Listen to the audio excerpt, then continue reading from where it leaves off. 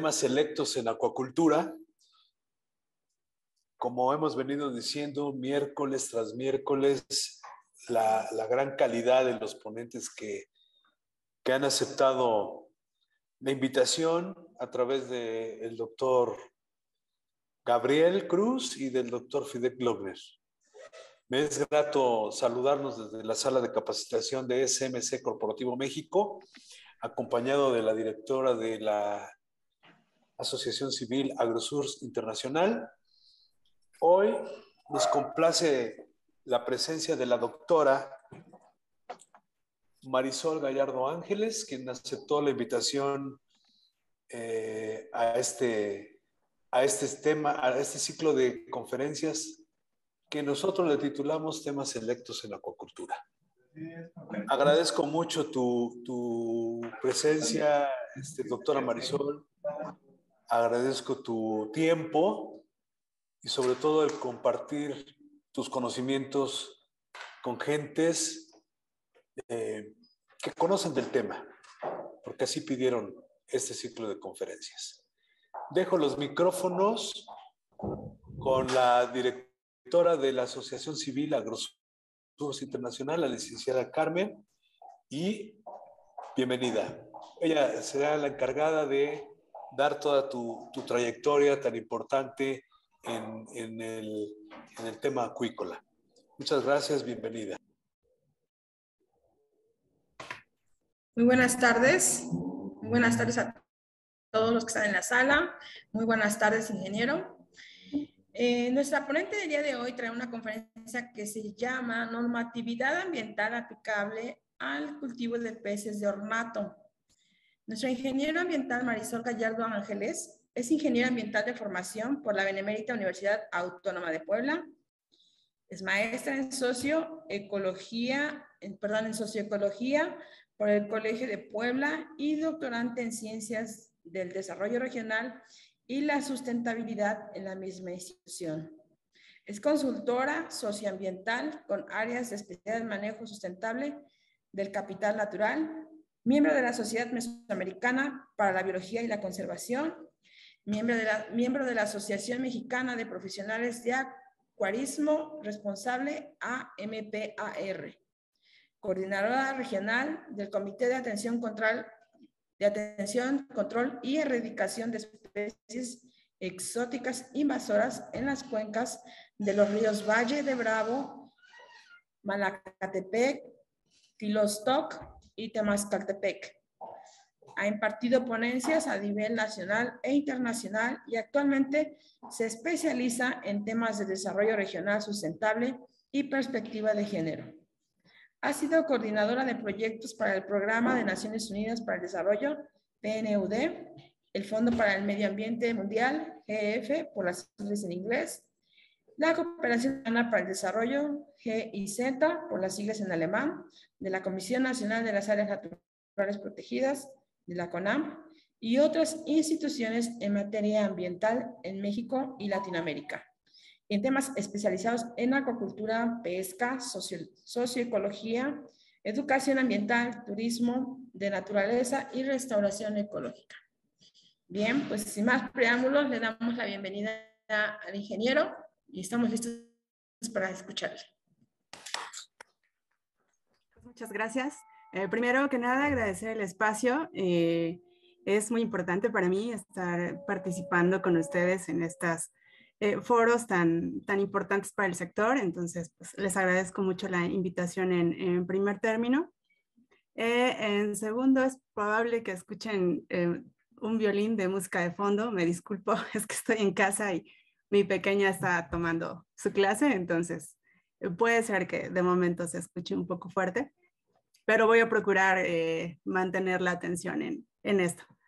Bueno, desde hace algunos años he tenido la oportunidad de trabajar en temas acuícolas y pues para mí es un gusto estar compartiendo hoy parte de lo que hemos aprendido específicamente en temas de producción de peces de ornato, que no es un tema aislado, lo verán a lo largo de la plática. Se interrelaciona con muchos otros puntos del sector, acuícola en general, Y a grandes rasgos les voy a estar platicando de la parte, voy a tratar de ir de la parte gruesa a la parte delgada, es decir, vamos a empezar con la parte normativa difícil. Yo sé que es tedioso y aburrido, realmente son temas que a nadie nos encantan cuando son este tipo de cuestiones meramente regulatorias, ¿no? Sin embargo, son importantes, entonces voy a tratar de hacerlo lo más ligero posible.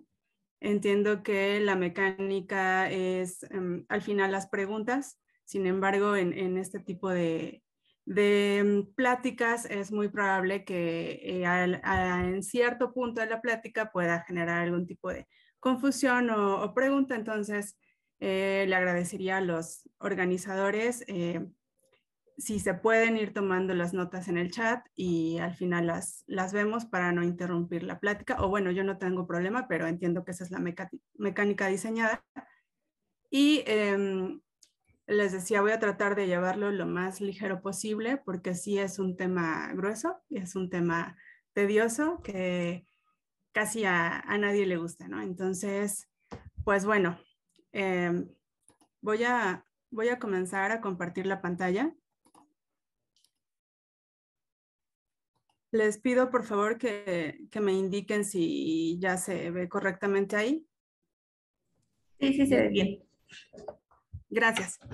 Bueno, entonces vamos a empezar a platicar. El tema base es normatividad aplicable al cultivo de peces de ornato y no podemos dejar de ver la acuacultura, el acuarismo, todo esto que implica el sector de peces, ya sea de consumo o de ornato, sin tomar en cuenta el elemento agua, ¿no? Entonces, este tipo de pláticas me gusta empezarlas con esta recreación, este experimento que presenta el doctor Sarukan en varias de sus conferencias y se explica de la siguiente manera. Estas imágenes que ven, la imagen de frente del lado izquierdo es nuestro y la pequeñita esferita, la gotita de agua circular que ven ahí es la disposición, es la disponibilidad de agua para todo el mundo.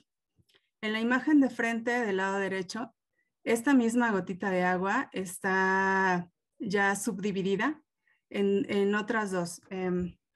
Esta que vemos aquí es el agua salada disponible en el planeta. Y esta pequeñitita que vemos más abajo, este punto que apenas se alcanza a notar, es el agua dulce disponible para todo el planeta. Entonces es a este nivel meramente microscópico, ¿no? Es por eso la importancia de reglamentar o estructurar reglas para el consumo de agua, para la producción de organismos que impliquen agua, como son los peces de ornato. Si nos vamos a las cifras, estas esferitas que les presenté, del agua dulce disponible de la esfera más chiquititita que vimos, solamente hay un 3.5% de agua dulce para todo el planeta. De ese 3.5, el 1.74 está en glaciares y otras formas, es decir, es poco susceptible de aprovechamiento porque guardan un equilibrio ecológico muy importante para el planeta y lejos de pensar en aprovecharlas, tenemos que pensar en cómo conservarlas. Entonces, no es que sean intocables, pero por sobrevivencia es mejor dejarlas en las condiciones en las que se encuentran.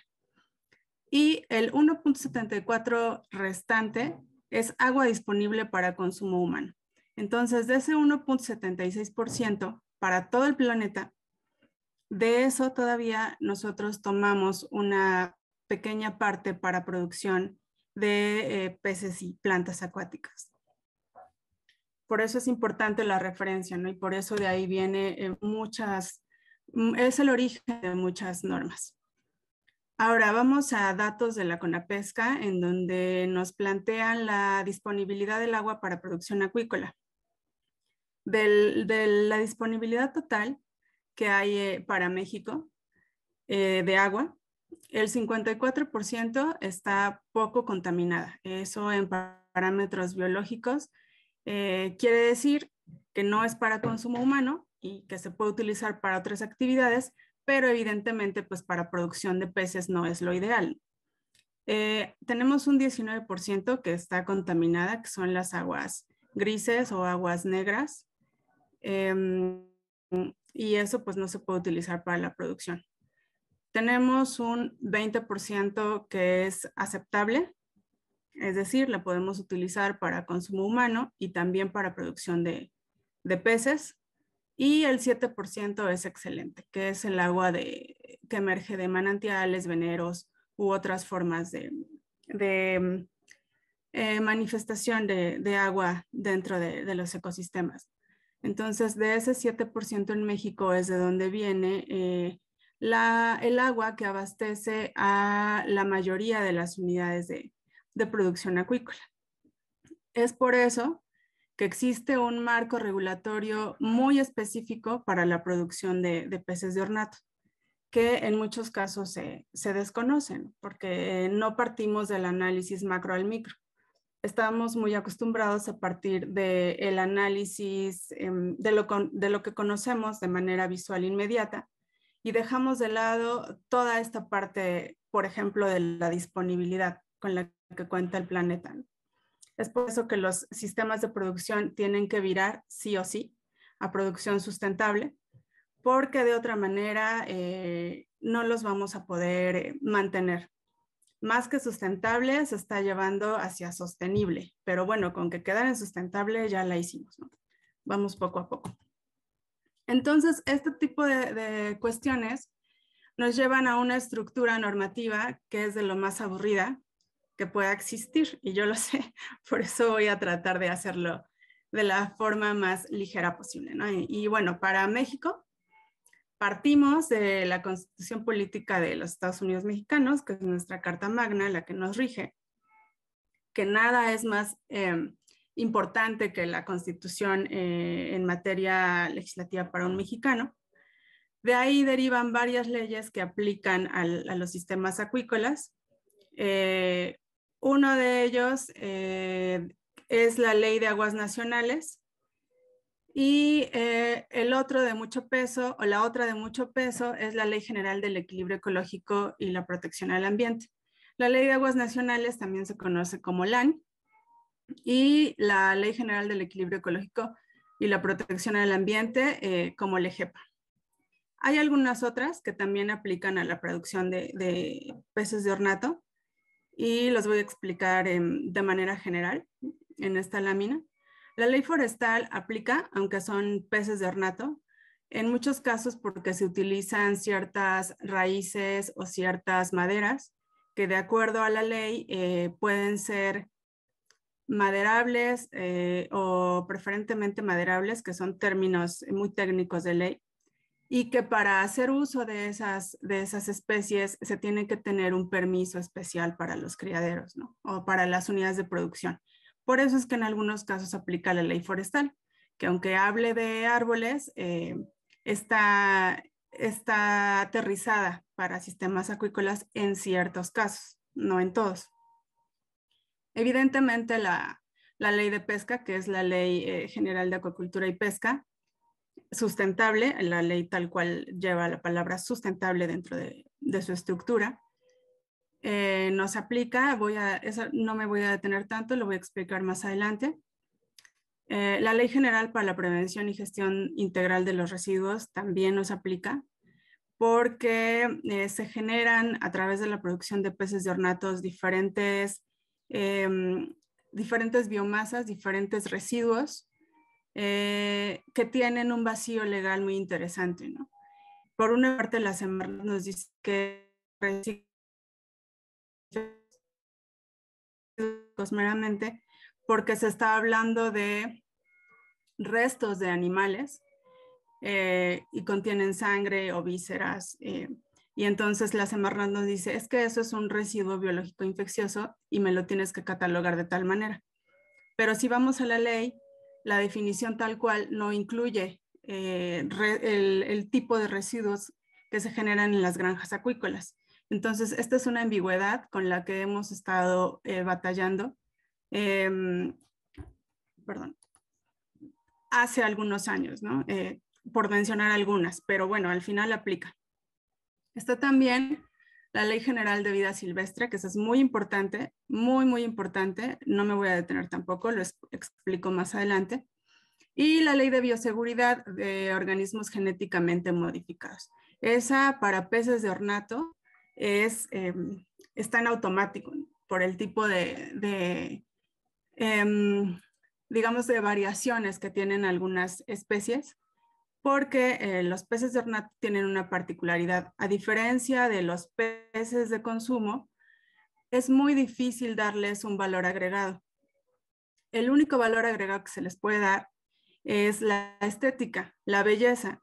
Ese es el valor agregado del pez y viene en sí mismo. Entonces, como se maneja mucho de acuerdo a las modas asiáticas, los peces que tienen ya alguna variación genética son mucho más atractivos que los peces que conservan sus características naturales. Esta es una cuestión marcada por el consumo meramente, pero eso lo podemos ver en una pecera, pero ya en materia legal aplica la Ley de Bioseguridad de Organismos Genéticamente Modificados y también es una cuestión que no podemos dejar de lado en la producción. Bueno, ahora, cada una de estas leyes en general tiene un reglamento, bueno, en su mayoría. Por ejemplo, la ley de pesca no lo tienen, pero la Ley General del Equilibrio Ecológico, sí. O sea, la LEGEPA, me voy a referir ya a ella como la LEGEPA. La LEGEPA sí lo tiene. Y dentro de los reglamentos nos aplican varios, ¿no? Por ejemplo, el de prevención de control de la contaminación atmosférica. Uno puede decir, ¿pero por qué? Pues sí, porque cada que nosotros distribuimos peces, estamos generando emisiones a la atmósfera, ¿no? Entonces, en un estricto sentido, dentro de la presentación de una manifestación de impacto ambiental para una granja de peces de ornato, dentro de las medidas de mitigación, la Semarnat nos pide presentar la estimación, bueno, para la evaluación nos pide presentar la estimación de las emisiones atmosféricas y para las medidas de mitigación nos pide explicar y garantizar de qué manera esas emisiones se van a disminuir. Entonces, ahí volvemos al punto de producción sustentable, que incluye hasta los medios de transporte y distribución. Que eso no se ve en primer plano, pero que impacta directamente en el costo de un organismo, de un pez, vamos, ¿no? Entonces, son cuestiones que, insisto, no se pueden dejar de lado. También el reglamento en materia de ordenamiento ecológico del territorio nos aplica porque hay zonas en donde no está, en el estricto sentido, no está permitida la colocación de granjas acuícolas, tanto de consumo como de producción de peces de ornato. Y este es el caso de Morelos. La mayor parte de granjas acuícolas del país están en el estado de Morelos y carecen de un ordenamiento ecológico del territorio. Lo que está pasando aquí es que está habiendo una sobrecarga de los sistemas ambientales de soporte y entonces están agotando los recursos naturales o lo que conocemos como recursos naturales, que también recientemente se está abogando porque ya no se cataloguen como recursos porque es capital natural. Pero bueno, eso es otro paradigma y lo explicaríamos en otro momento. El punto de evaluación de impacto ambiental, ese es básico, o sea, esa es parte de la LEGEPA y también lo explico más adelante, pero ese no lo pierdan de vista porque es muy interesante para las granjas acuícolas. Otro que nos aplica es el transporte terrestre de materiales peligrosos. Aquí,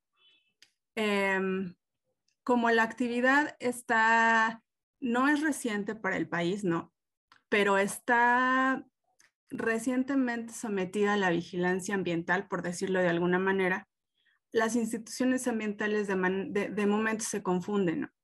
Y la Semarnat en muchos casos nos ha observado esta parte.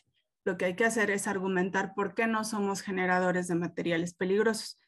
Y aquí hago un pequeño paréntesis, ¿no? Es generador de materiales peligrosos o sustancias peligrosas son aquellos que generan muchos tipos, por ejemplo, de aceite. Hay un listado en específico en el reglamento. Entonces, si tú generas alguno de esos, puede ser pequeño generador o gran generador, y estás obligado a presentar una cosa que se llama COA. Entonces, al ser una actividad relativamente, insisto, nueva para la evaluación de impacto ambiental, pues la Semarnat en automático te pide este tipo de observancia, ¿no? Lo que hay que hacer es que hay que aclarar por qué no nos aplica. Pero de inmediato, si no te pones listo, pues también te pueden implementar algunas medidas de mitigación. Entonces es importante que lo tengan visualizado. La parte de auditoría ambiental es un poco similar a la de transporte de materiales peligrosos. También hay que deslindarla. Y bueno, una vez que se aclara que no nos aplica y por qué técnica y jurídicamente no nos aplica, pues no hay mayor problema. En el caso de áreas naturales protegidas, este sí es un tema muy interesante porque las áreas naturales protegidas en México o las áreas con alguna categoría de protección, ya sea área de protección de recursos naturales, parques nacionales, áreas naturales protegidas, reservas de la biosfera, tienen una zonificación que está diseñada de acuerdo a, digamos que a las zonas más importantes para la conservación, otros núcleos urbanos, tienen una zonificación muy especial. Entonces, desarrollar actividades de producción de peces de ornato, que son especies exóticas, en su mayoría invasoras, dentro de áreas naturales protegidas, ha sido muy observado por parte de las instituciones ambientales. Y aquí tenemos que también hacer mucho hincapié en que las malas prácticas no han apoyado en nada a que la actividad se vea muy mal, ¿no? Y que también pues tenemos que ser conscientes de que son áreas que están destinadas a la conservación. Entonces, en caso de que se autorizaran cierto sistema de producción dentro de estas ANPs, que sí hay casos, yo tengo muchos ejemplos, tienen que ser sistemas de producción sustentables, ¿no? Entonces, esto también lo manifiesto porque precisamente el estado de Morelos, principal productor de peces de ornato, tiene unidades de producción acuícola emplazadas dentro de áreas categorizadas con protección. Entonces, el desconocimiento de la ley no te exime de ella, porque si bien los productores han hecho muy buen trabajo en algunos casos, no en todos, en producir y generar derrama económica para sus comunidades, la verdad es que también han agotado el capital natural de esas zonas, ¿no? Y lo han hecho en muchos casos de muy mala manera. Entonces, aquí hay una ambigüedad que trataremos más adelante, perdón, pero es importante que sepan que si quieren construir una granja, tienen que saber primero en qué zonas se encuentran y qué se puede hacer ahí y qué no, y si no se puede, cómo sí, cómo hacerlo de la mejor manera. Y de aquí también se despliegan las normas oficiales mexicanas, que son las llamadas NOM. Si dice NOM, quiere decir que es obligatoria, que es norma oficial mexicana. Si dice NMX, quiere decir que es una norma de aplicación voluntaria. Entonces, no incluye en el esquema las NMX porque esas son, digamos que de recomendación, o sea, las puedes aplicar o no. Pero si es una NOM, necesariamente te aplica en materia de producción. Okay. Bueno, vamos a partir entonces ahora un poquito de la parte más amable, que son los aficionados. Y el origen de la acuacultura en México, bueno, no me voy a ir a ese tema, porque me imagino que en alguna otra plática ya lo tocaron, pero bueno, nosotros desde nuestros emperadores, Cuauhtémoc, Moctezuma, tenían ciertos estanques, ¿no?, decorativos. Entonces, desde ahí viene para nosotros la producción de peces de ornato. Y la mayor parte de las granjas en México, de las granjas grandes, por llamarles así de alguna manera, o de las granjas mayormente representativas, comenzaron, o su origen data de tener una pecera en casa, ¿no? Normalmente con guppies. Entonces, se empiezan a reproducir los guppies. Ven que es un negocio porque los empiezan primero a regalar, luego a vender y luego entonces ponen 2 peceras, 3 peceras, un estanque, 2 estanques, 3 estanques y entonces de esa manera han empezado a implementar los sistemas de producción. Y es el caso del acuarismo actualmente, ¿no? Incluso lo podemos ver en los grupos en redes sociales. Muchos producen peces en casa. Esos son un tipo de sistema doméstico que no por eso tiene que evitar la implementación de las buenas prácticas. Entonces, los peces en sí mismos tienen varias cualidades. Son muy, muy demandados y se ha generado lo que se conoce como acuariofilia. Bueno, la etimología de la palabra viene del latín aquarium, que es reservorio, depósito de agua. Y de acuerdo al diccionario del español usual en México, acuarismo es el arte de recrear y mantener ecosistemas en sistemas artificiales. Y de acuerdo a la definición que generamos, yo pertenezco a una asociación que se llama AMPAR, que es de profesionales del acuarismo responsable, generamos una definición muy breve, que es el acuarista crea un mundo acuático y lo mantiene vivo. Para la gran mayoría de aficionados, esa es la acuariofilia. Entonces puse aquí 2 imágenes, uno de lo más común, bueno, no de lo más común, perdón, de los objetivos más de alto nivel que se pretenden alcanzar, ¿no? Que uno es tener una pecera con discos y el otro es la nueva tendencia que está surgiendo, que es el aquascaping, que ese es también un tema muy interesante.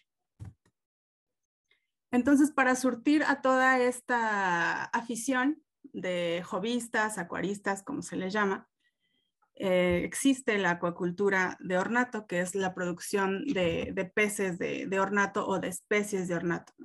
Entonces, este en general es un negocio con muy buenas perspectivas de desarrollo, bajo sus asegúnes, por supuesto. Y les decía, los peces tienen muchas ventajas. En general, es una actividad recomendada para el tratamiento del estrés. Hay un estudio de una universidad de la Universidad de Canadá que lo recomienda como parte de de los tratamientos psicológicos en algunos casos de depresión y de este tipo, ¿no? No voy a abundar mucho. Pero bueno, es recomendado para tratamientos de estrés.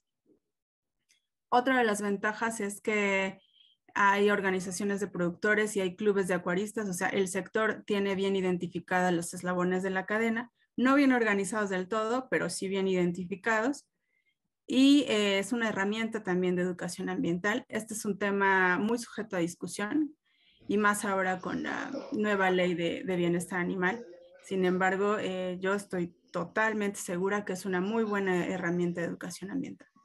Entonces, la parte, digamos que romántica de los peces de ornato, pues es la derrama económica que generan. Estas son cifras de la CONAPESCA, del INAPESCA en especial.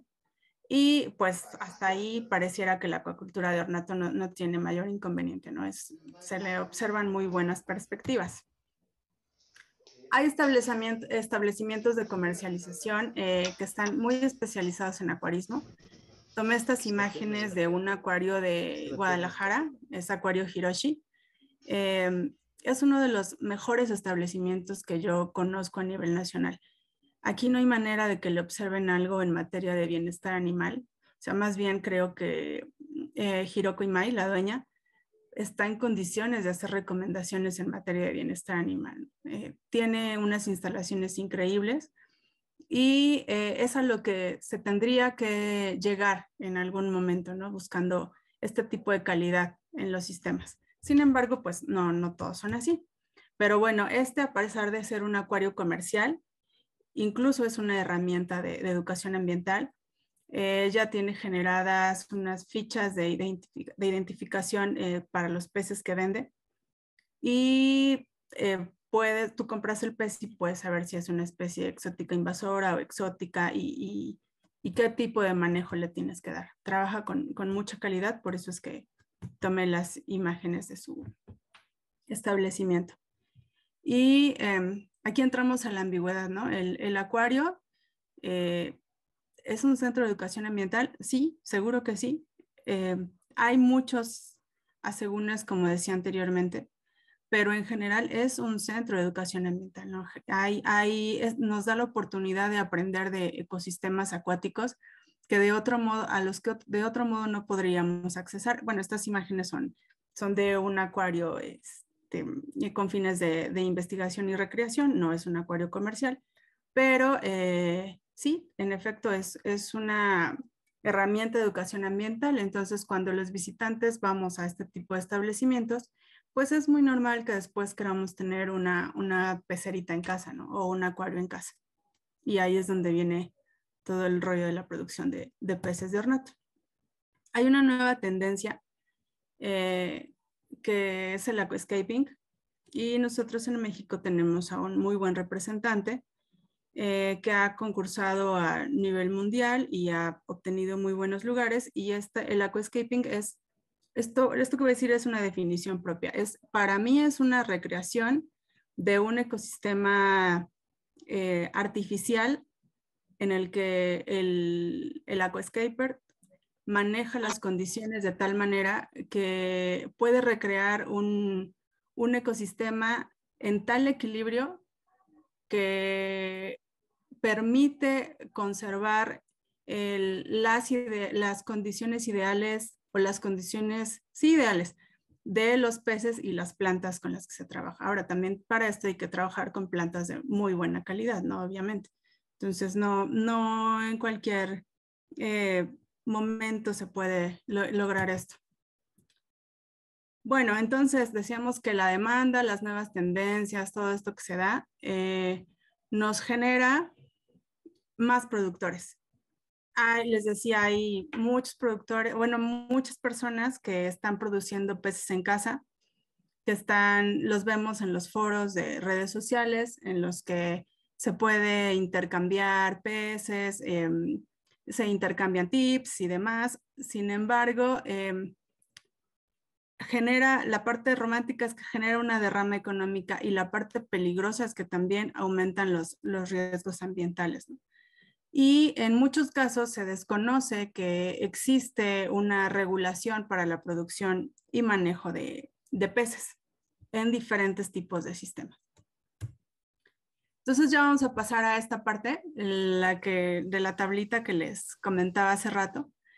La jerarquización de la normatividad aplicable. Bueno, pues primero decíamos, la Constitución Política de los Estados Unidos Mexicanos es nuestra Carta Magna, de ahí surgen las demás leyes, y los tratados y convenios internacionales se encuentran en la misma jerarquía que la Constitución. Es decir, México, por ejemplo, bueno, lo voy a explicar más adelante, pero hago un brevario. México es firmante de varios tratados y convenios internacionales. Uno de ellos es el Convenio sobre la Diversidad Biológica, que aplica específicamente en ciertos apartados para peces. Entonces, aquí, al ser firmantes, o México ser un país firmante, estamos obligados a dar cumplimiento y a colaborar a ciertas metas que los países que participan se han establecido, y de los cuales no deberíamos querer escapar, ¿no? Entonces, este tipo de tratados y convenios tienen el mismo peso que la Constitución. Claro que primero está la Constitución y luego los tratados, pero están en la misma jerarquía, quiero decir. Bueno, luego de eso vienen ya las legislaciones, las federales, que son las leyes y reglamentos que les describí hace ratito en el esquema, y luego vienen las estatales. Hay supuestos en los que no se aplica o no se pueden aplicar las leyes federales. Para eso existen las leyes estatales, ¿no? Y en el caso de que también el cierto sistema de producción no le aplique el estatal, pero es muy difícil que ya no le aplique la estatal, una ley estatal, también existen las leyes municipales, ¿no? Que en el caso de peces de ornato no nos aplica tanto para la producción, pero sí para la comercialización. Entonces, por ejemplo, voy a hacer un ejemplo rápido. La ley federal nos dice que hay 3 supuestos para que te aplique el reglamento en materia de impacto ambiental. 1, si tienes producción con un cuerpo de agua federal. 2, si manejas una especie exótica invasora. Y 3, si es un organismo genéticamente modificado o alguna otra especificación muy particular que viene en el reglamento, pero en general son estas 3. Entonces, es muy difícil que no aplique tan solo porque es una especie exótica, perdón, especie exótica no invasora, especie exótica dice el reglamento, ¿no? Entonces, en la mayoría de los casos aplica el federal. Pero bueno, suponiendo que estás produciendo peces, voy al ejemplo de Morelos, y no estás utilizando agua de un cuerpo federal, entonces te puede aplicar la ley estatal, ¿no? Hay manera de eximir el uso de la especie, sin embargo, te aplica la ley estatal. Y en la ley estatal dice que aunque uses agua de riego, que es la mayor parte de los casos de Morelos, pues tienes que cumplir con tu manifiesto de impacto ambiental. Ahora, ¿hay manera de eximirlo o exentarlo? El término técnico de ley es exentarlo. Sí, sí hay manera, pero depende de las condiciones de cada granja. Y también existen los reglamentos municipales. En este caso, regresando al ejemplo que les di de producción de peces en Morelos, suponiendo que no utilicen agua de un cuerpo federal, que estén utilizando más bien agua de riego, entonces les aplica la legislación estatal, pero el municipio también puede tener observancia por la zona en donde estén emplazados y el tipo de descarga, porque una cosa es el agua que usas o sea, de dónde tomas el agua, y la otra que es a dónde la descargas, ¿no? Puedes estar descargando a un cuerpo federal o puedes estar descargando la red municipal. Entonces, hay que hacer todo el análisis del sistema de producción para saber qué tipo de legislación te aplica. Y bueno, también después están las NOM, las que decíamos, las normas oficiales mexicanas, que hablando en materia de descarga, si estás descargando a un cuerpo federal, pues te aplica el análisis de la NOM 001. También, por ejemplo, pudiera aplicar la NOM 059 Semarnat, que es para organismos con alguna categoría de riesgo, de protección. Y bueno, son algunas de los comunes, ¿no? Y para este tipo de organismos, pues se tiene que tener, y aquí vamos a tocar un poquito el tema de vida silvestre. Si tú quieres producir un organismo que esté bajo NOM, bajo la 059, tienes que hacerlo mediante una autorización especial que comúnmente se le conoce como UMA. Este modelo de producción por ejemplo, aplica mucho para los ajolotes, que sí que son organismos acuáticos con potencial ornamental, se le llama. Si tú quieres producir ajolotes, lo tienes que hacer bajo el modelo de UMA. Tienes que pedir tu autorización ante Semarnat, específicamente Vida Silvestre de Semarnat es quien te otorga esa autorización, y lo hace a través de la evaluación de un plan de manejo, ¿no? Tienes que presentarle a la Semarnat un plan de manejo en donde venga un programa de trabajo, le tienes que explicar cómo lo vas a producir, cuántos organismos vas a producir al año, y lo que la Semarnat te autoriza en primer término es la repoblación, y en segundo o tercer término, dependiendo, es ya la comercialización. Me refiero al caso del ajolote, ¿no? Que es el más común para acuarismo. Luego también están algunos convenios administrativos que se firman entre estados y la federación. Hay otro término de ley que se llama jurisprudencia, que lo hemos utilizado mucho en materia de impacto ambiental para granjas acuícolas, porque son casos excepcionales en los que un juez federal dicta u otorga cierta autorización en algunas condiciones que la ley te pudiera estar diciendo que no. Pero bueno, esto ya tiene un análisis de caso mucho más puntual. y la doctrina, que es un tema muy similar a la jurisprudencia. Entonces, decíamos, el análisis constitucional se basa específicamente en varios artículos, ¿no? Pero el 123, por ejemplo, dice que toda persona tiene derecho al trabajo digno y socialmente útil.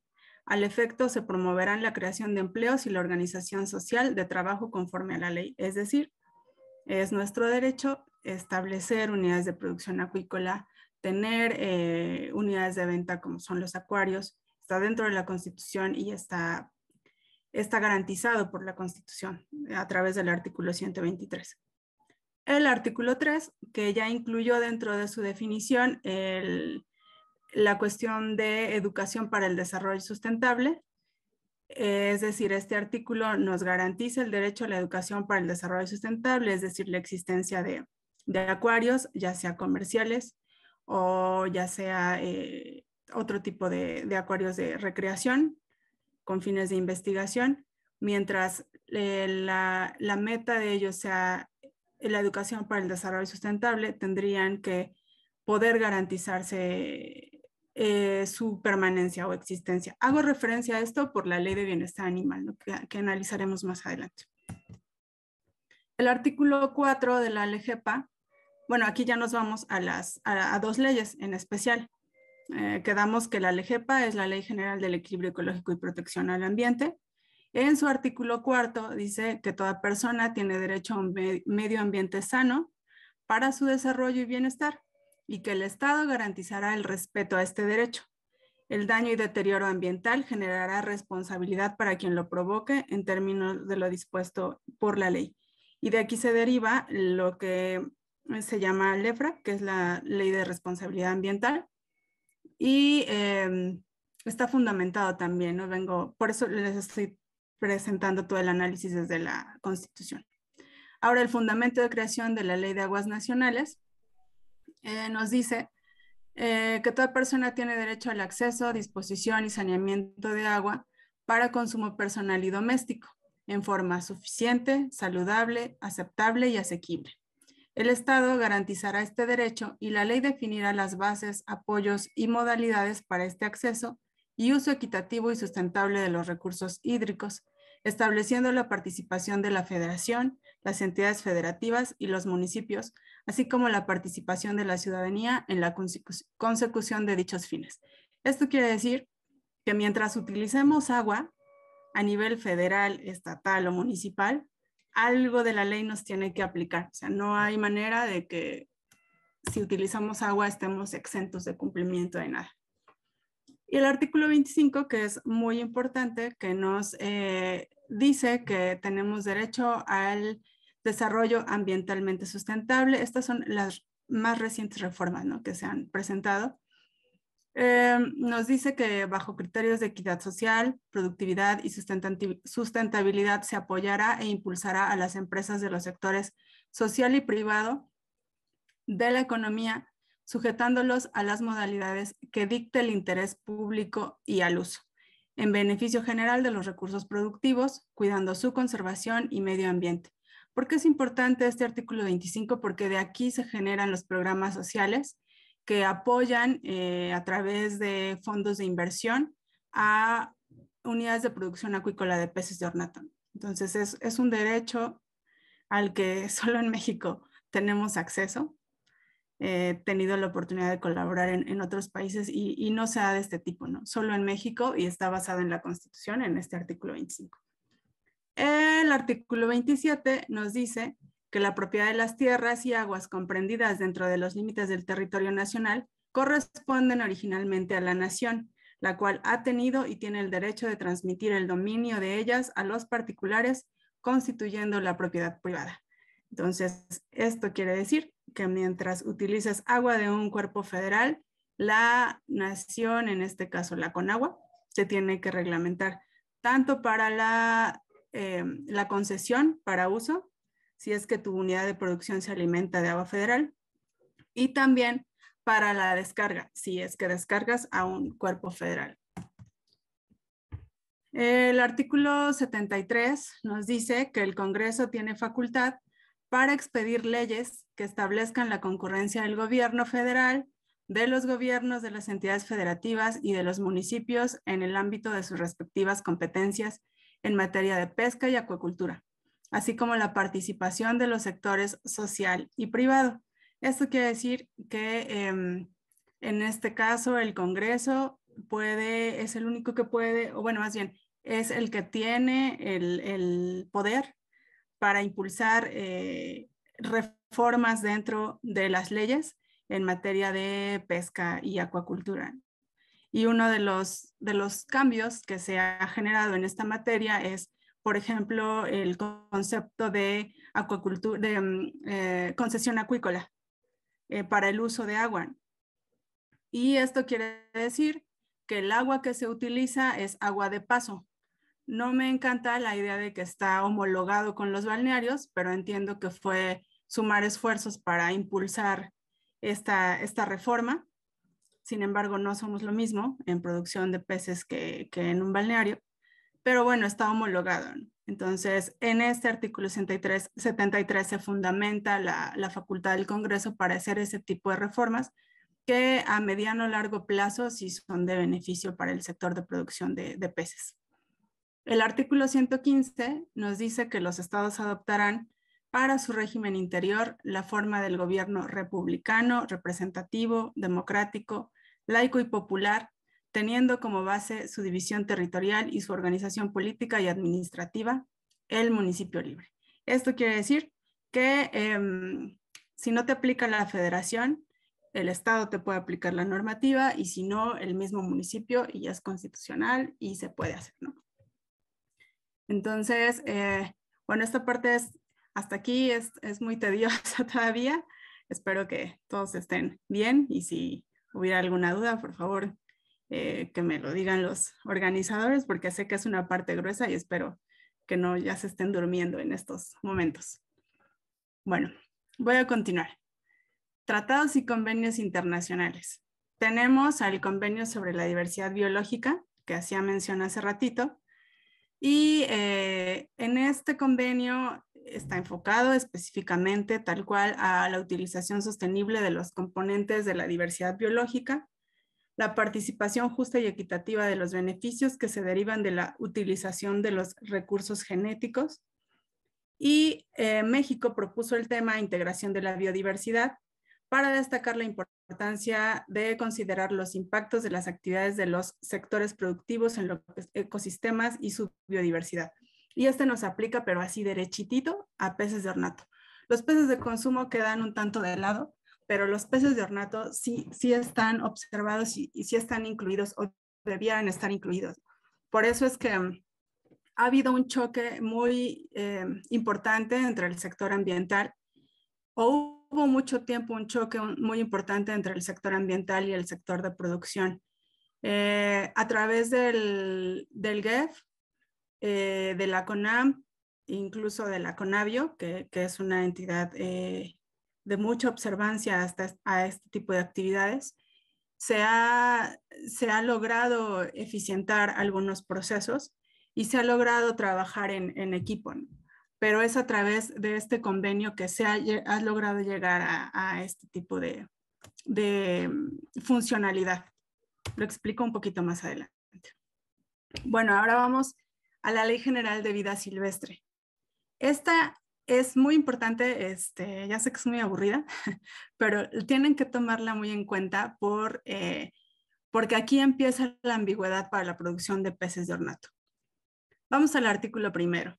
En este artículo se señala que el aprovechamiento sustentable de los recursos forestales maderables y no maderables y las especies cuyo medio total de vida sea el agua, será regulado por las leyes forestal y de pesca, respectivamente, salvo que se trate de especies o poblaciones en riesgo.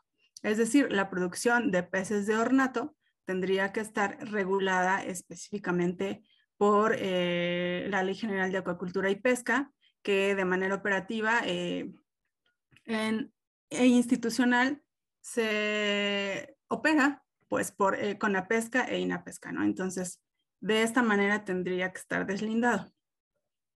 Sin embargo, no en todos los casos pasa y es una ambigüedad de la ley que tienen que tener muy en cuenta y lo retomaremos más adelante.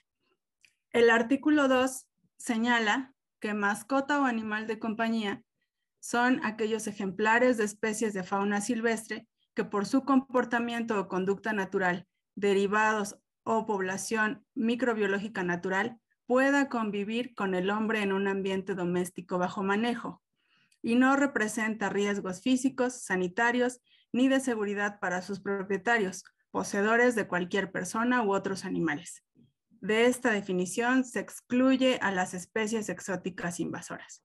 Entonces aquí ya tenemos un problemita, porque los peces de ornato, una vez que salen de las unidades de producción y van a los acuarios, pierden alguna categoría. No se puede considerar, de acuerdo a esta definición, mascota o animal de compañía. Y eso nos deja un problema para todas aquellas que no son especies exóticas invasoras, que en su mayoría lo son, también es cierto, ¿no?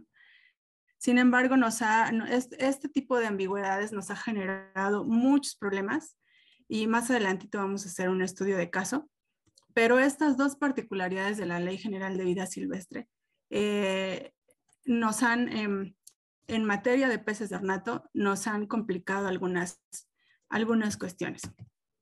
Entonces, pues los vacíos legales no tienen mayor problema hasta que afectan directamente la actividad, ¿no? O sea, puede existir y siempre ha existido, bueno, desde el 92 más o menos que empezaron a entrar en funcionamiento los reglamentos, han existido esos tipos de vacíos legales, todo el marco normativo, está bien estructurado qué aplica y qué no para la producción de peces. Pero pues nunca nos había interesado del todo hasta que hay afectaciones directamente para la actividad y es entonces cuando los que producen o producimos peces nos empezamos a preocupar de qué es lo que está pasando y cómo se tiene que resolver, ¿no? En muchos casos, porque nos llega la Profepa y clausuran las unidades de producción porque no se cuenta con el manifiesto de impacto ambiental aprobado, o llega la Conagua y te impone una multa, que son muy altas las multas de la Conagua, por el uso del agua y por la descarga, o llega el municipio y también te multa, ¿no? Porque estás emplazado sin licencia de funcionamiento y otro tipo de cosas. Y como vimos, toda esta cosa tan aburrida es para que se sepa que sí está, o sea, es legal, todo eso, aunque nos parezca sumamente molesto, está fundamentado en las leyes, ¿no? Pero no nos ocupamos de eso hasta que ya nos genera un problema. Entonces, a eso se le suma la observancia de la actividad. Cuando tú no te preocupas, digo tú de manera genérica, cuando no nos preocupamos por el cumplimiento de la normativa, de la regulación,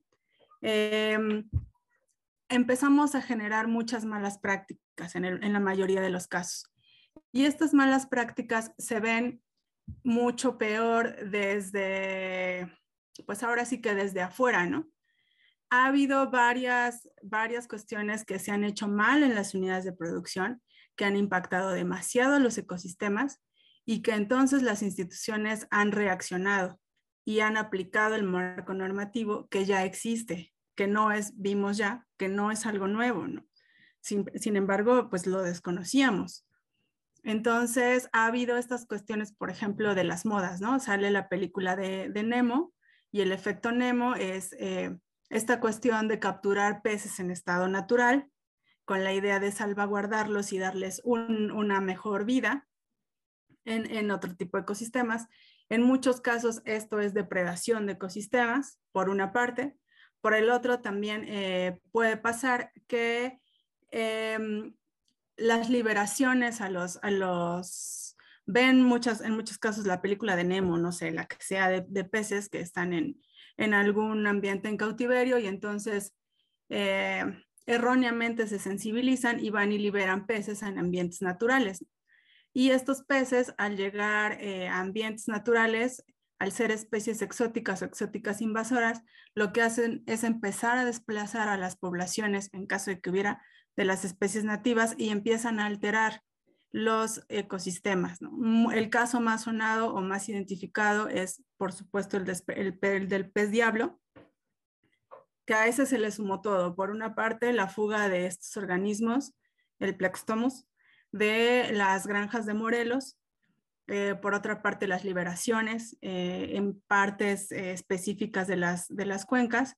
Y pues impactó directamente porque se emplazaron en la presa del Infiernillo y ahí destruyeron además del ecosistema, la estructura social de pesca artesanal que se llevaba. Y es por eso que se empezó a conocer, ¿no?, el problema en sí mismo, pero ya era un problema viejo, ¿no? Y no le habíamos puesto atención. Entonces, este tipo de invasiones son muy comunes. También, por ejemplo, la cola de zorra, ¿no?, que son plantas que están en el lirio, la cola de zorra, que son exóticas invasoras que llegan a los ecosistemas naturales por acción humana y destruyen el equilibrio de esos ecosistemas. Y estas son todas productos de las malas prácticas. De una u otra forma, al final son malas prácticas. Ay, perdón. Bueno, decíamos, ¿no?, algo de invasiones biológicas, el plecos. Y bueno, entonces, retomando un poco, el marco normativo para la producción de peces de ornato incluye la Ley General de Pesca y Acuacultura Sustentable, la Ley de Bioseguridad de Organismos Genéticamente Modificados, el Convenio sobre la Diversidad Biológica, el protocolo de, aquí ya estoy insertando otros, no quise ponérselos todos de inicio para que me odiaran menos, pero bueno, aquí ya incluyo el protocolo de Cartagena de Bioseguridad, el convenio sobre el comercio de especies amenazadas de fauna y flora silvestres, el Código Sanitario para los Animales Acuáticos de la Organización Mundial de Salud Animal, algunas normas de pesca específicas para la captura, como es la NOM 010, y la Ley Federal de Derechos, que también aplica para la producción de peces ornamentales, y bueno, la 059 Semarnat, que es en el caso de especies nativas, o bueno, de especies bajo NOM. Ahora, ¿cuál es el impacto ambiental de la acuacultura de ornato? O sea, ¿por qué tanta ley? ¿Por qué este es un caso de observancia tan particular? Si generamos peces bonitos que relajan a las familias y que pueden ser de educación ambiental y todos los pros y contras, ¿no?, que la actividad genera. Pues principalmente porque la producción se basa en especies exóticas invasoras y muchas llegan a los ambientes naturales.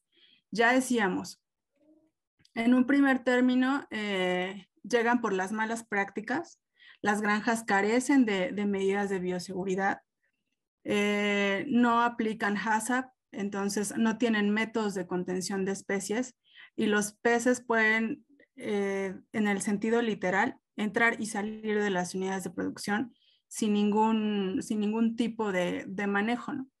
Y el problema de entrar y salir de una unidad de producción es que también llegan a sistemas naturales en donde puede haber presencia de otras especies, ¿no? Y en el caso de los peces de ornato, pasa que, por ejemplo, cuando se escapan, y Conavio tiene un estudio muy particular de esto, cuando se escapan los organismos transgénicos, monja transgénica, cebra transgénica, que son los que ya tienen colores fosforescentes, cuando llegan a cuerpos naturales, a ciertos sistemas naturales, el color para los organismos que ahí viven de manera natural es un indicador de peligro y entonces las densidades poblacionales se desplazan a otros sitios en donde están mayor expuestos a depredación y estas poblaciones pues sufren bajas, ¿no? Y en muchos casos se pierden.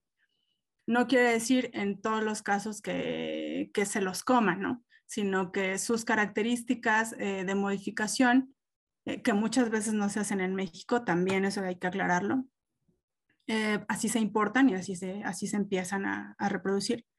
Pero las condiciones para los sistemas naturales a los que llegan, pues no, lo que hacen es disminuir las poblaciones naturales, ¿no? Entonces esto es muy importante.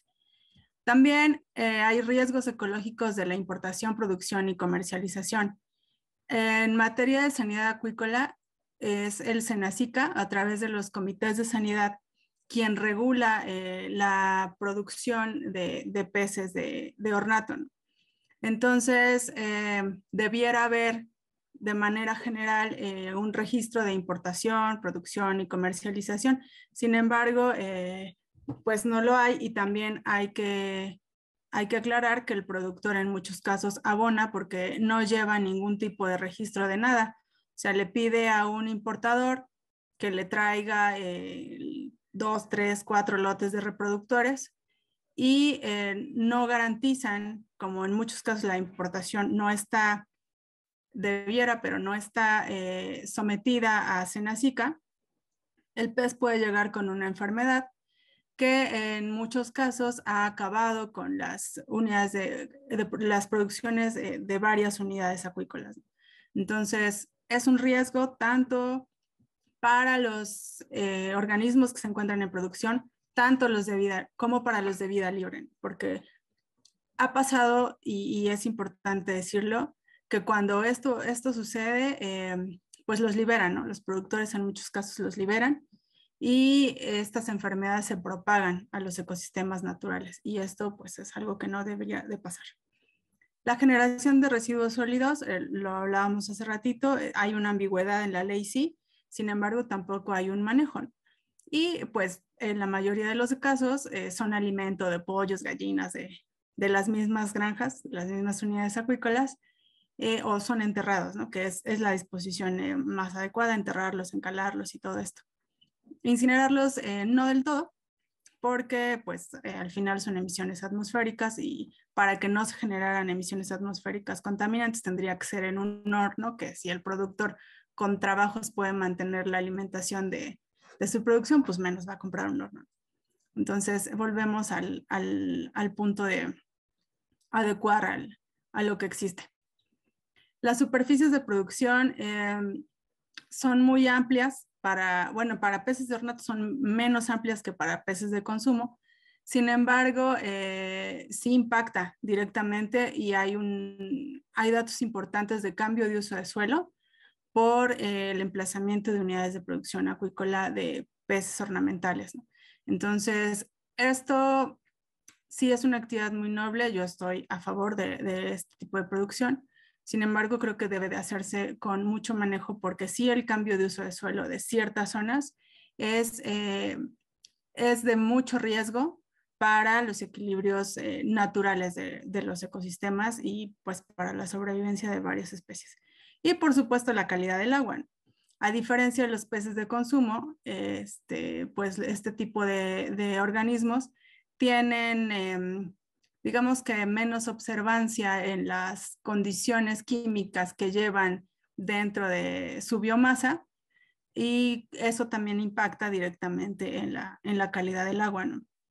Por eso el azul de metileno está prohibido y otro tipo de cosas.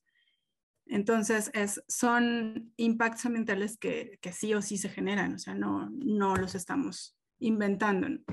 Y por eso es que también surgió dentro de la Ley Federal de Responsabilidad Ambiental una observancia particular para la producción acuícola, ¿no? Que lo que hace es referirla al cumplimiento de las leyes o reglamentos, NOMS y toda esta estructura legislativa que les he ido mencionando. Entonces, les decía, la ley federal, la LEFRA, nos turna al cumplimiento de cosas como las manifestaciones de impacto ambiental. En la mayoría de los casos, las manifestaciones de las unidades de producción acuícola tienen que contar con su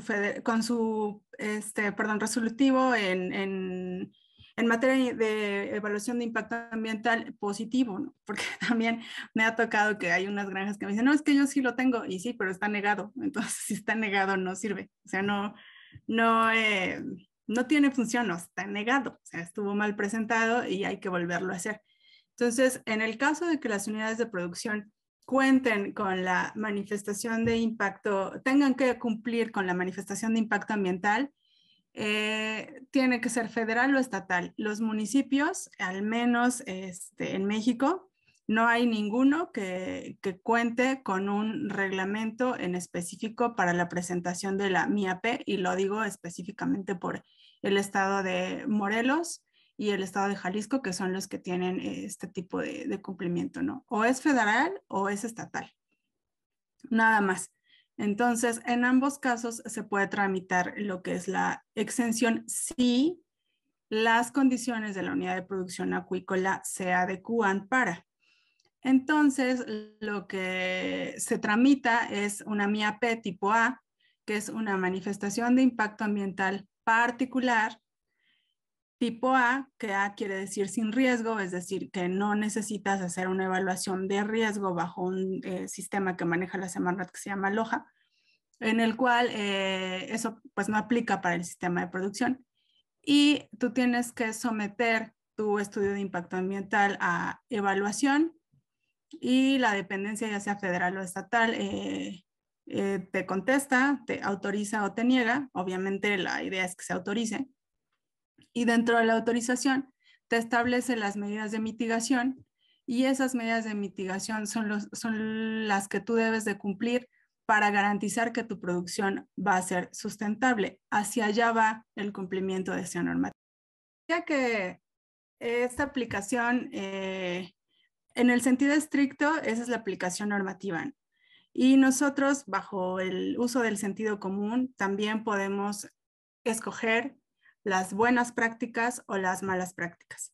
En la imagen que tienen de frente del lado derecho, pues están evidentemente las malas prácticas, en donde los organismos están pues confinados a este tipo de contenedores, bolsas, en los cuales presumiblemente carecen de condiciones, ¿no? Ya no de bienestar animal, sino de específicamente sobrevivencia. Entonces, este tipo de malas prácticas han generado mucho la observancia y la creación de normativas municipales que prohíben o regulan de manera inconsistente la producción o la comercialización de peces de ornato. De frente del lado izquierdo pueden ver un establecimiento que cuenta con, por eso le puse estrellita, porque cuenta con las condiciones de exhibición como en un establecimiento. Bueno. ¿Qué ha pasado con las leyes de bienestar animal? Decía, estas malas prácticas hacen muy evidente muchos casos, ¿no? de mal manejo de peces, ya tanto en la producción como en la comercialización. Entonces han surgido las llamadas leyes de bienestar animal, lo cual no está mal. Sin embargo, en el caso específico de peces de ornato, recuerdan que diapositivas atrás hablábamos de la definición que está en la ley de vida silvestre. Pues hay una ambigüedad, y esta ambigüedad hasta ahí no está mal, porque hasta ahí en la ambigüedad que está en la ley se puede manejar, y se aplica tanto la Ley General de Acuacultura y Pesca como la Ley de Vida Silvestre. O sea, todavía, a pesar de que es ambigua, se puede regular el sector. Sin embargo, en las cuestiones de bienestar animal, en absoluto nos sacan a los peces de ornato, nos sacan de la existencia de la estructura de la ley, y los municipios, de cierta manera, no quisiera decir aprovechan, pero sí es cierto, aprovechan este tipo de cuestiones y generan, ya sea los estados o los municipios, leyes muy específicas en las cuales se busca no el bienestar animal, y lo puedo garantizar, sino más bien la recaudación de fondos, ¿no? Recaudación de fondos. Este es el caso de un miembro AMPAR del estado de Sonora. Él comercializa peces, tiene un acuario, Y esto fue en 2019, casi al final del año. Bueno, esta notificación le llegó en julio, ¿no? Él acudió a la Secretaría de Medio Ambiente, porque también es importante especificar. Hay secretarías, como en el caso de Puebla, que la parte de medio ambiente está sumada a la parte productiva y también le incorporan la parte de bienestar animal, y entonces ya es una cuestión ahí de una bola de reglas que al final no, en muchos casos no tienen orden, pero con el fin de sancionar a los establecimientos, ahí sí se organizan. Entonces, a esta persona de la cual cubrí sus datos, le llegó esta carta de invitación en julio de 2019. Aquí le invitaban a regularizarse, ¿no? En materia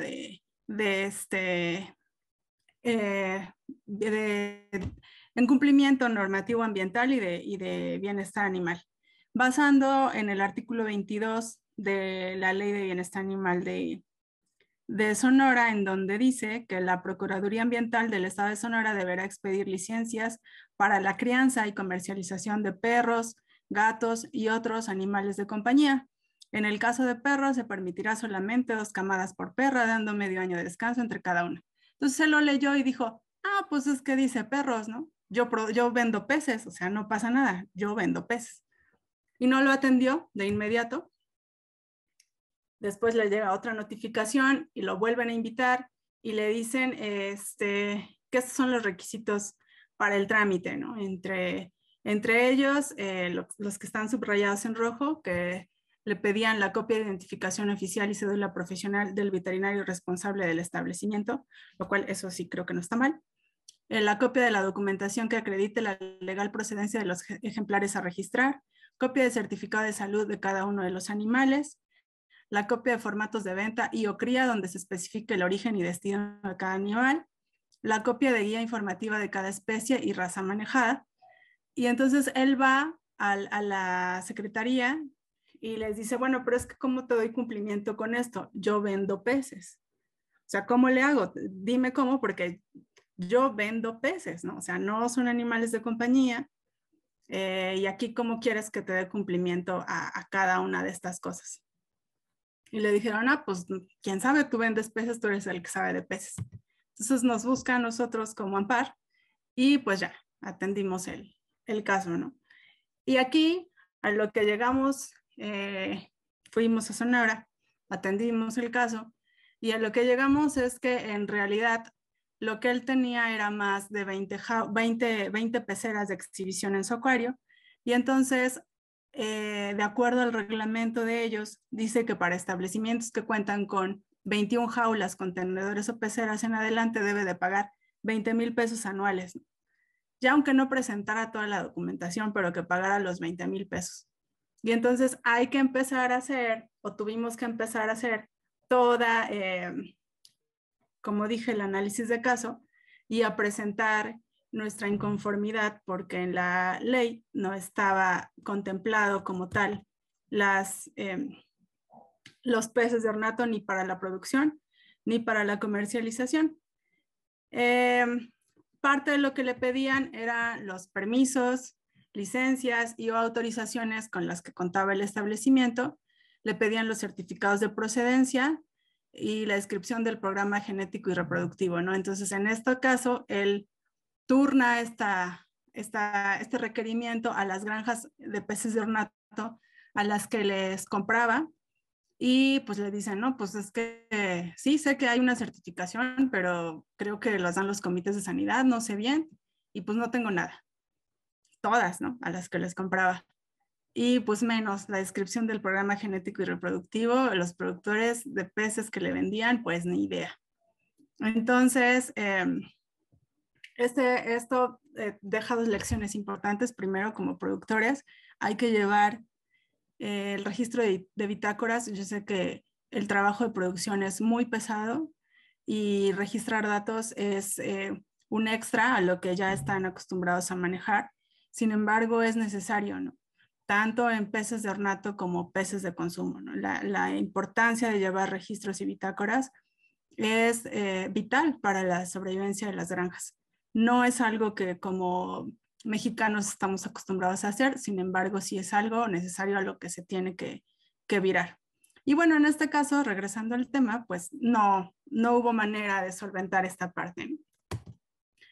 Y luego vimos también que la formatería no estaba diseñada para organismos acuáticos. Me falta una S, perdón. Primero, había que ingresar al registro estatal de establecimientos dedicados a la crianza y está fundamentado en su ley de protección de animales para el estado de Sonora, pero no estaba la solicitud de ingreso, el tipo de diseño que para registro de organismos pues no aplica para peces, ¿no? No está diseñado para peces, la formatería no estaba diseñada para peces, pero sí el cobro a partir de 21 peceras que tenía este amigo. Entonces, bueno, a partir de esto, todo el método de solución que utilizamos no lo puedo presentar porque son datos muy frágiles, pero de manera general, pues hubo que en Sonora presentar una inconformidad, la cual se analizó. Vimos que había no una ambigüedad, sino un vacío total, y ellos no tuvieron mayores elementos para poder aplicar su ley, que estaba carente de este tipo de cuestiones para peces de ornato, ¿no? En el caso de la comercialización, en el caso de la producción era una situación muy similar, pero aquí sí teníamos tuvimos que tomar en cuenta que pues sí se tienen que llevar registros y bitácoras de producción. Entonces, este mismo caso se ha presentado en otros estados de la República, pero este fue como el más sonado que tuvimos en aquel momento, porque sí, pues sí hizo algo de ruido a nivel nacional dentro del foro de amparo, ¿no? Entonces, esa fue la cuestión. Ahora, vamos a la nueva propuesta nacional de bienestar animal, ya viendo las inconsistencias que tienen algunas otras que ya están en función. Es muy importante que como productores de peces de ornato o comercializadores o como hobbyistas tengamos la vista muy puesta en esta nueva propuesta, en la cual nos vuelven a dejar fuera lo voy a leer. Dice, se amplía la gama de conceptos como el de animal de compañía, animal destinado para consumo y animal en trabajo, con la finalidad de diferenciar las relaciones humano-animal y por ende la competencia de las autoridades. Se incluyen conceptos como básicos en relación con la tutela responsable, como el de esterilización, entre otros. Ajá, pero un pez no puede ser un animal de compañía, porque no compartimos, ya leímos las definiciones anteriores, ni siquiera el mismo medio de vida, ¿no? Ellos están en el agua y nosotros no estamos en el agua, ¿no? Entonces, sigue teniendo estas inconsistencias, sigue teniendo las ambigüedades que todas las leyes de bienestar animal han arrastrado, siguen dejando fuera a esta cuestión de producción de peces de ornato y de alguna manera dejan en la indefensión a los productores, porque no está del todo señalado, más bien no está ni siquiera incluido.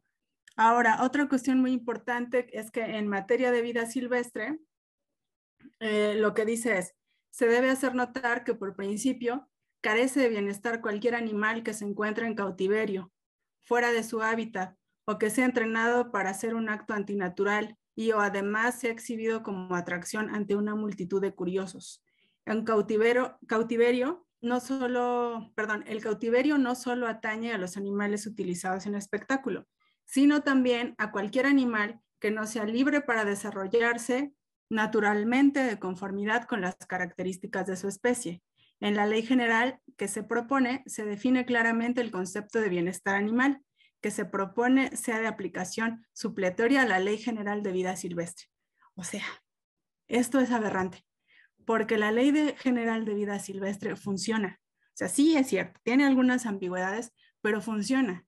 Y tan funciona que, por ejemplo, la CONABIO es la mejor institución de biodiversidad a nivel mundial.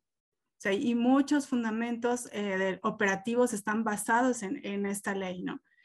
Lo que hace falta es instrumentar la operatividad, como en todos los casos. O sea, hacen falta más técnicos en los comités de sanidad, hacen falta más técnicos de campo en la Profepa, más técnicos de campo en vida silvestre. Eso hace falta. No hace falta querer hacer una ley supletoria y ridícula a través de esta de bienestar animal, que además quiera absorber a la de vida silvestre, a la de sanidad, a la ley de acuicultura y pesca, porque dentro de los 100 y cacho de hojas, eso dice. O sea, entonces es una barbaridad, ¿no? Me parece que, y esta es una opinión muy personal, aquí hago la aclaración, como viene en los documentales, esta opinión es responsabilidad mía, no de las personas que me hicieron favor de invitarme. O sea, me parece absolutamente ridícula esta ley y me parece de un desconocimiento total de la realidad del país, porque pareciera que, y no es solo del país, de Latinoamérica, o sea, esto funciona así y hay que operativizarlo a partir de lo que ya se tiene, a partir de lo que vimos que funciona, no a partir de un modelo europeo que no se puede aplicar en México en las condiciones reales de vida que tenemos. Pero bueno, entonces en este punto, lo que quiero decir es que la producción de peces de ornato sigue quedando fuera, sigue teniendo esta ambigüedad y da oportunidad para que las leyes de bienestar animal de los estados y los reglamentos municipales para la producción y comercialización pues puedan seguir implementando los costos que quieran para la producción y comercialización de organismos, ¿no? Esta es otra parte de lo que señala la Ley de Bienestar Animal que recientemente se está promoviendo y habla de lo que es enriquecimiento ambiental. Ellos dicen que se constituye como una nueva ciencia, que poco a poco se está incluyendo en la rutina de manejo de los animales en condiciones de cautiverio, que se define como un proceso para mejorar el cuidado de los animales en cautividad, teniendo en cuenta su biología comportamental y su historia natural, además de ser uno de los métodos más utilizados para mejorar la vida de los animales silvestres que viven en cautiverio. O sea, piensan que están descubriendo el hilo negro. Sin embargo, esto se ha implementado desde hace mucho tiempo y la muestra es el lobo mexicano. Recientemente hicieron una liberación muy importante porque esto que ellos llaman enriquecimiento ambiental, que sí es una definición académica, fue la implementación de medios o de simulación de medios de vida, de la vida real, o sea, del ecosistema natural en sistemas de cautiverio. O sea, no es nada nuevo, ya está, ya existe. Y decíamos, en materia de peces de ornato, lo nuevo o la implementación, el nuevo paradigma sería el aquascaping, ¿no?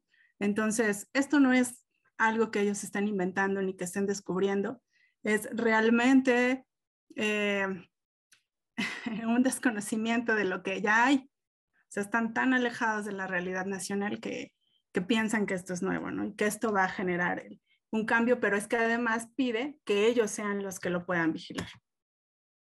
Y entonces, no voy a describir la imagen de frente al lado derecho, pero ¿qué hacemos ante este panorama?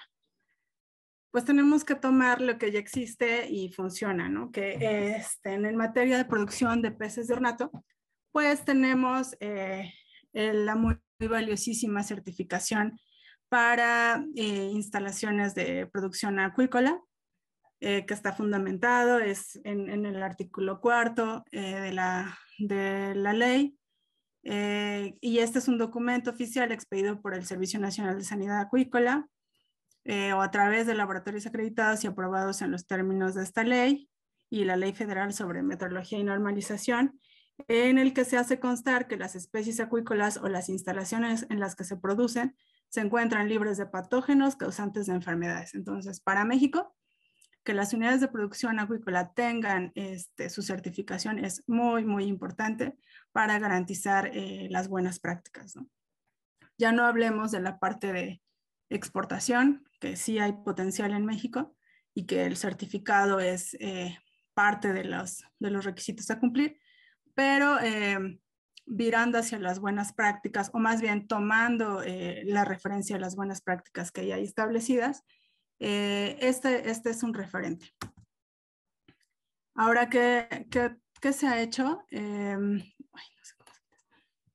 Bueno, hablando de cuestiones de certificación, se trabajó un proyecto específicamente con el Fondo para el Medio Ambiente Mundial, con PNUD, con el proyecto GEF Invasoras que se desarrolló en México. También participó la Conavio y nosotros participamos como consultoría y como asociación de acuarismo, en el cual se promovió un modelo de certificación sustentable. El modelo base es la certificación que ya existe de Senacica. De hecho, hubo una reestructuración a los formatos que fue resultado de este proyecto, en el cual la primera etapa era cumplir con la certificación ya establecida bajo las adecuaciones que entre el grupo de trabajo que estuvieron la mayoría de las instituciones se pudo concertar. Y como decía, en efecto, las recomendaciones se incluyeron a la formatería de la certificación de Senacica, que esa era la primera parte, ¿no? Que es garantizar la bioseguridad en las unidades de producción acuícola a través de la aplicación de métodos de contención. O sea, lo que se buscaba era tener sistemas controlados. Y es muy importante que las instituciones ambientales como GEF, como Conavio, dijeran, bueno, sí se puede, o sea, no está mal, porque al final es tanto la producción de peces de ornato como el acuarismo, ya el hobby, el hobby como destino de los peces de ornato. Es una herramienta de educación ambiental, sin embargo, sí hay que darle buenas prácticas, ¿no? Entonces, vamos a diseñar los métodos de contención para que las unidades de producción funcionen adecuadamente. Se generaron también fichas técnicas de manejo de especies, se promovieron medios de difusión de educación ambiental adecuados, y esto iba a abonar hacia la certificación en un segundo término, que era certificación en producción sustentable.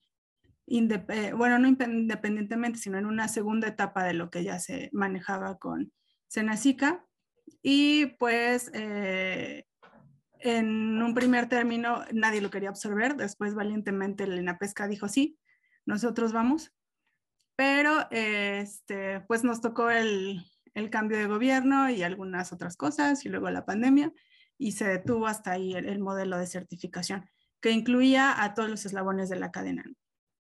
Pero lo que está vigente, y está, ya se los expliqué, fundamentado en la ley, es la certificación que maneja Senacica para unidades de producción acuícola. Bueno, entonces, ¿cómo prevenir a nivel sector nacional? Pues, o sea, me refiero a cómo prevenir estos descalabros que nos han tocado o en los que hemos tenido oportunidad de intervenir como AMPAR y como consultores, en los cuales el desconocimiento del marco legal ponen al productor en ciertas complicaciones que, créanme que si fueran meramente administrativas o de documentación no harían mayor caso, ¿no? El inconveniente es cuando ya se afecta su cartera, o sea, cuando ya les están imponiendo multas de diferentes instituciones, o incluso tienen que pagar ya por el establecimiento de sus centros de producción con los municipios, como les explicaban. Pues las recomendaciones son muy puntuales. Primero, fomentar la organización entre asociaciones del gremio, que este foro a mí me parece una excelente herramienta. Segundo, definir en conjunto los criterios aplicables a la producción y comercialización de peces de ornato. Les expliqué el marco legal, les expliqué de manera general todo lo que hay para peces de ornato y no estamos incluidos, ¿no? Entonces, esta definición de criterios tiene que venir de los productores y tiene que venir de los comercializadores, porque si viene de otra asociación animaleros, pues estamos perdidos. Tiene que venir de quien lo opera.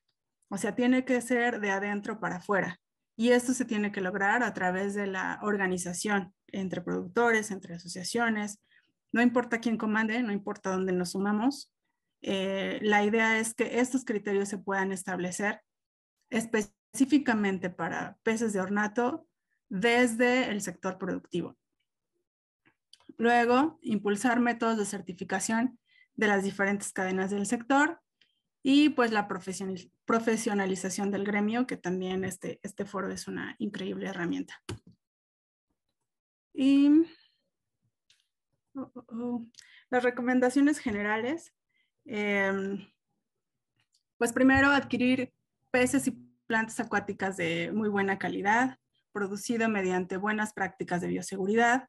¿Esto por qué? Porque cuando compramos peces que son baratos y que están producidos bajo sistemas que no contemplan bioseguridad, otro tipo de medidas sanitarias, uso sustentable de capital natural, pues lo que estamos haciendo es impactar directamente en los ecosistemas. O sea, no lo vemos cuando llegan a nuestras peceras, pero sí se ve directamente en los ecosistemas, ¿no? Entonces hay que usar un poquito el sentido común y comprar o adquirir peces y plantas acuáticas de muy buena calidad, que su producción incluya buenas prácticas y que nos dé esta garantía de que la producción sustentable está generando realmente ya no beneficio, pero no deterioro a los ecosistemas, ¿no? La otra es conocer la procedencia y las características ecológicas generales de las especies en el criadero, en el acuario. Pasa mucho que pues compramos peces de ornato que no son compatibles entre ellos y entonces de momento unos empiezan a agredir a otros y lo que hacemos o lo que se hace más fácilmente pues es llevarse a los agresivos y liberarlos a sistemas naturales, ¿no? Y pues eso nos genera este tipo de invasiones biológicas. Entonces, antes de eso, hay que saber qué peces estamos comprando y qué peces estamos produciendo también. En el caso específico de la producción, hay 2 comunicados específicos del Senacica, en donde dice que el tiburón pangasio está prohibido producir y también el terror verde, ¿no? Por los daños a la salud que han generado, o sea, ya no la parte ecológica, sino los daños a la salud. Entonces, es muy importante saber qué tipo de peces estamos comprando, porque estos 2 están prohibidos por el Senacica y se venden en casi todos los acuarios.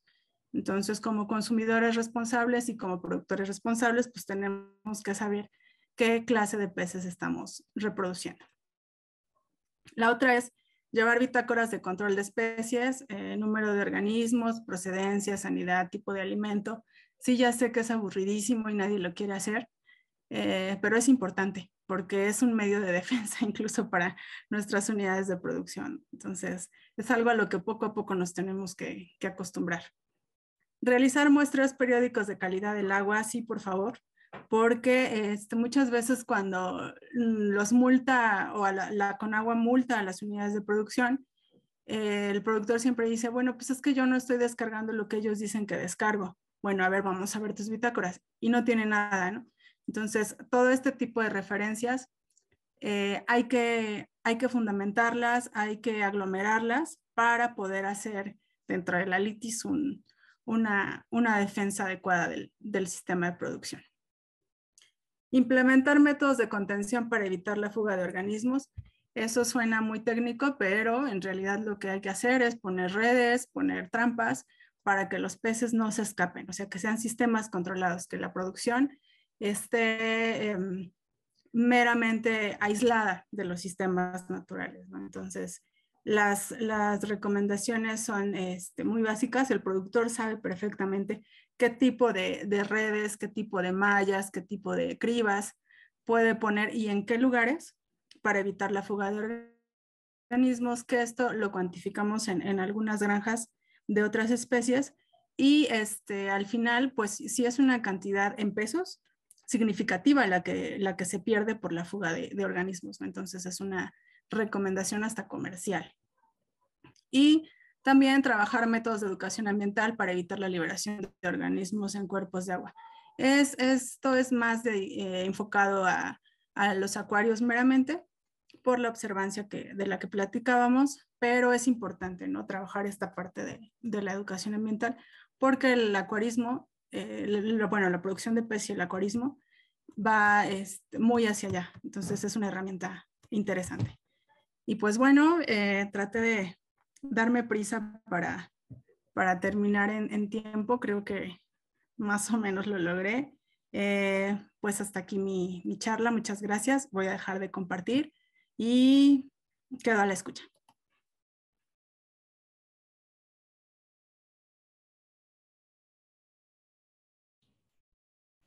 Bien, muy buenas tardes, ingeniero. Muy interesante su plática. Creo que cada vez que estamos en estos conversatorios y en estas conferencias, pues en todas casi es la misma dificultad que tenemos o tienen también ustedes como investigadores y como trabajadores de campo, pues que las leyes no están de acuerdo a la problemática real de que se está viviendo en cada tipo de ecosistema y en cada tipo de grupos de personas que tienen sus peces. Entonces, creo que sí, algo que usted dijo muy atinadamente, que se tiene que trabajar con los especialistas y de adentro hacia afuera y no de afuera hacia adentro. Tenemos que tener mucho cuidado con esto. Tenemos algunos comentarios. A ver, creo que ya puso usted sus... Sí. De parte de Roberto Gallardo, gracias Marisol. Permítame tantito. Ya vimos que al final de su conferencia comparte usted sus contactos de teléfono y de correo electrónico. De todos modos, al final también, si gusta, se los vamos a pasar por vía chat para que los puedan compartir entre ellos. ¿Qué más? ¿Qué más? No sé si alguien más tenga preguntas. Mire, Gustavo.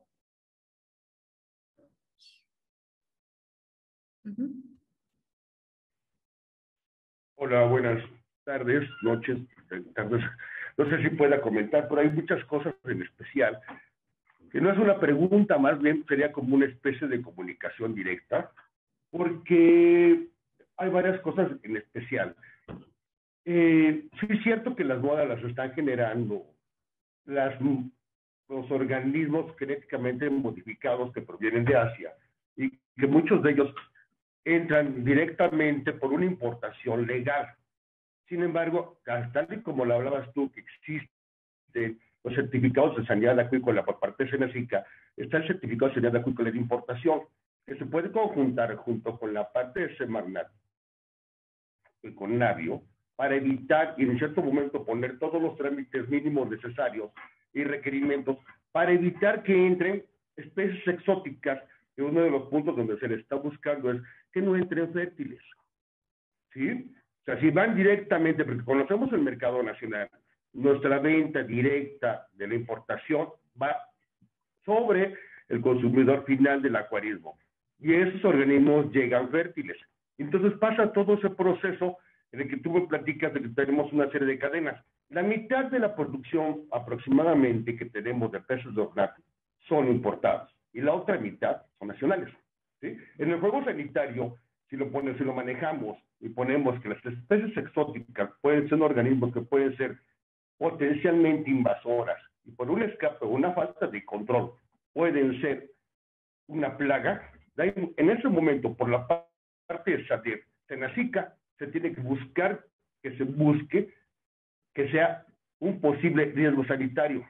Por la parte ambiental, Semarnat y diversidad biológica, buscar que puede ser un riesgo biológico.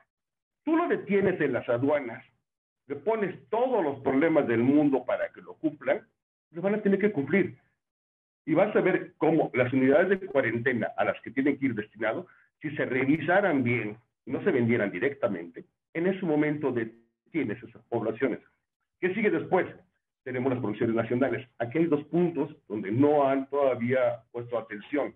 se tiene que tener un buen control de los lotes, de los centros de producción, para que se tenga certificado de movilización o regionalización.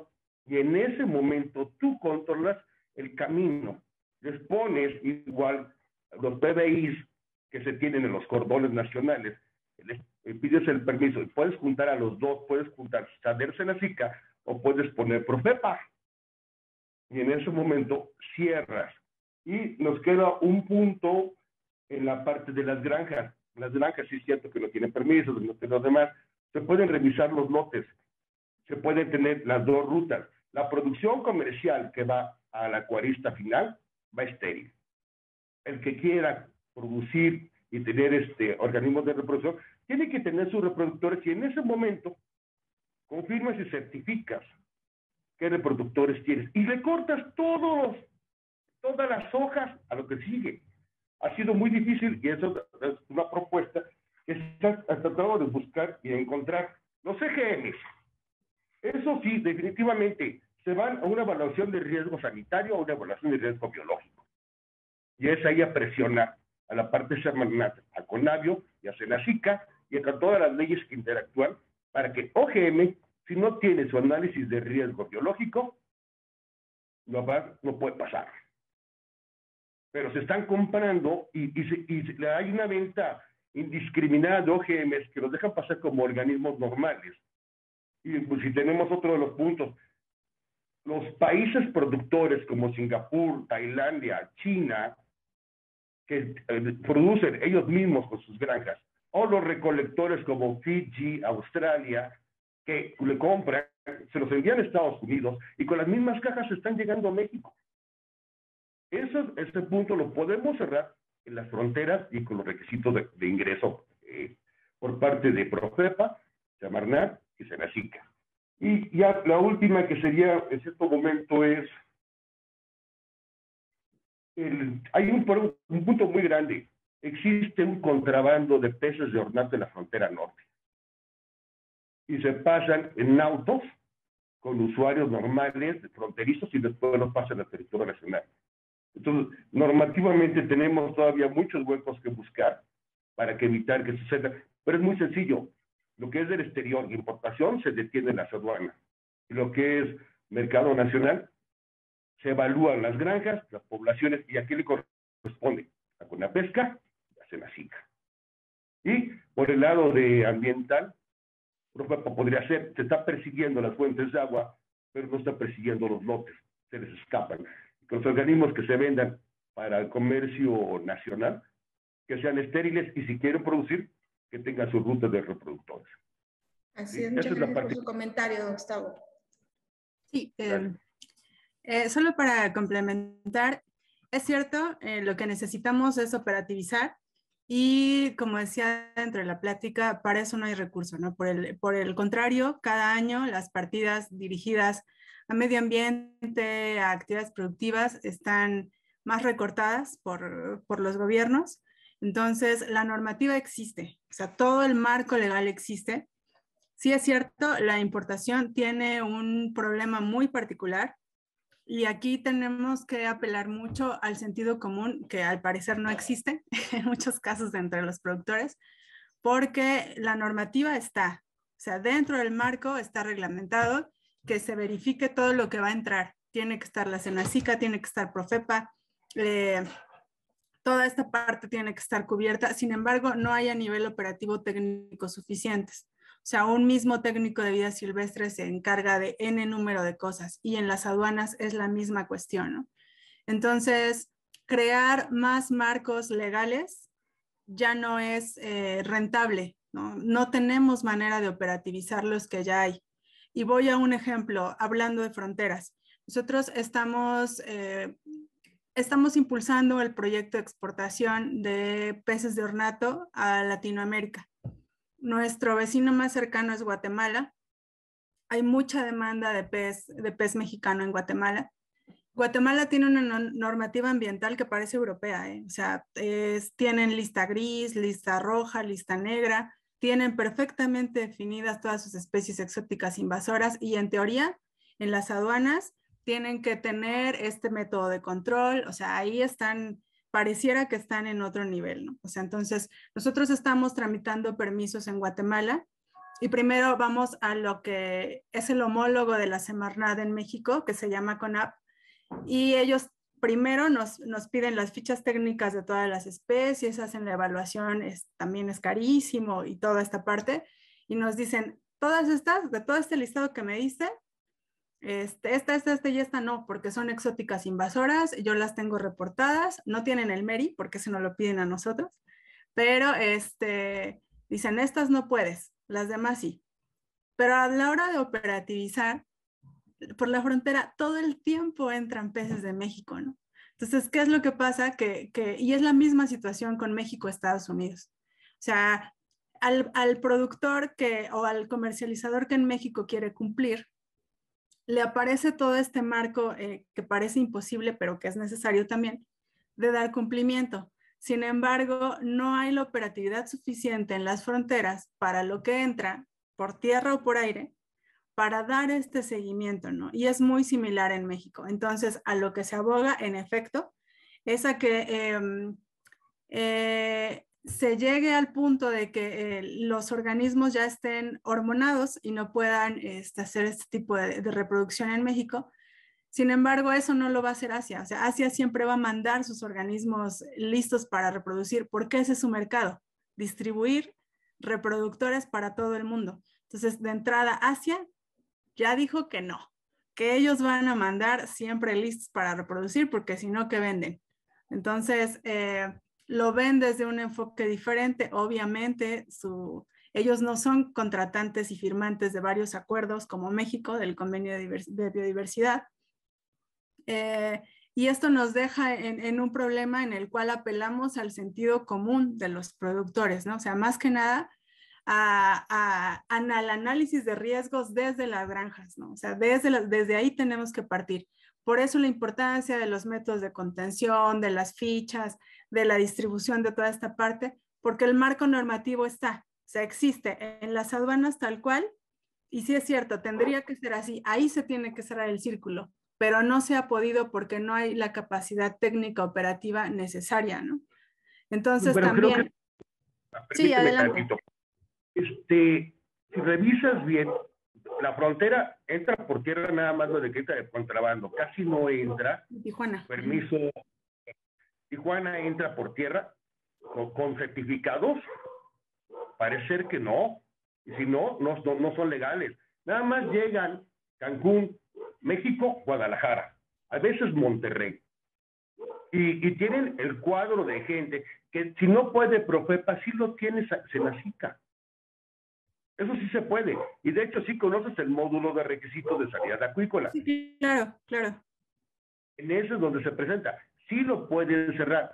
A él lo que tienen que ver es que sea la Dirección de Sanidad Acuícola, perteneciente a la Dirección General de Salud Animal, el que ponga los requisitos sanitarios y que la gente de Semarnat ponga sus requisitos con respecto a los organismos de diversidad biológica, ¿sí? Y las estócticas. Y después ya entrarían con los OGM. Si hay operatividad, lo que pasa es que lo tienen que ubicar. Es muy sencillo, llegan todos los lunes. Sí. Todos los lunes al puerto llegan. Y ningún importador va a traer un pez de ornato jugándosela el jueves, porque se puede quedar viernes y se les muere. Sí, claro. Sí, las importaciones necesariamente para cualquier país son los lunes. Pero aquí a lo que voy es que no hay operatividad, me refiero a que no hay técnicos suficientes. Mire, tan solo en materia de instalaciones acuícolas. Yo inicié un trámite el 7 de septiembre en Senacica. El 10 me respondieron que mi expediente estaba completo, ese es tiempo récord. Y es la hora que no me han asignado la visita, ¿no? Porque no hay técnicos, y lo entiendo, o sea, lo entiendo, porque realmente el recorte presupuestal es grandísimo. Entonces, tenemos desde, a lo que voy a que las propuestas tienen que venir justamente de adentro hacia afuera, es a que nosotros mismos con este tipo de comentarios que usted hace, que son muy nutritivos, tenemos que ver la manera de cómo proponer que esta operatividad funcione para el sector. O sea, usted conoce los funcionamientos, yo los conozco, algunas otras personas lo conocen, pero la gran mayoría no. y los que proponen las leyes y las modificaciones de leyes no tienen idea. Entonces, lo más fácil es proponer una ley nueva. Lo que tenemos que hacer es que desde aquí, desde el expertise, en este caso, por ejemplo, de ustedes, los que conocen los funcionamientos de importación, de exportación no tanto, pero de importación en este caso, que es el que nos atañe, hacer una propuesta articulada que venga y precisamente abogue a lo que usted está diciendo, ¿no? A esta suma de esfuerzos. Porque de otra manera lo que pasa es que nos siguen implementando leyes y luego nos van a salir con otra lista roja y otra lista gris y otra lista de todos los colores y no vamos a poder cumplir con eso, ¿no? O sea, lo que tenemos que hacer es justamente este tipo de diálogos, estructurarlos y hacerlos en una propuesta que venga justamente desde la expertise de quien lo opera. Entonces, me parece sumamente nutritivo su comentario, ¿no? En ese sentido. Bien, Alexis dice, más bien debería de coordinarse todas las dependencias para no aplicar normativa y no decir hoy aplico normativa, Profepa, con la pesca, etcétera, según mi conveniencia.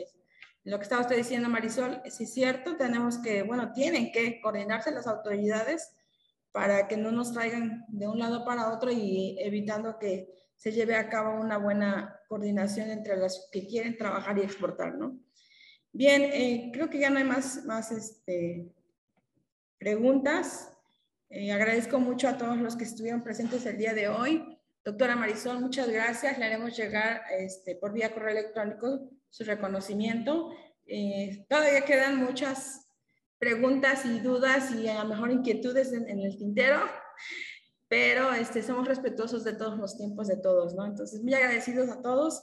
En Agrosur Internacional y SMC Corporativo México, les agradecemos su asistencia y próximamente nos estaremos viendo el martes de presencia. Que tengan muy buena tarde a todos. Gracias, Marisol. Gracias a todos. Hasta luego. Buena tarde.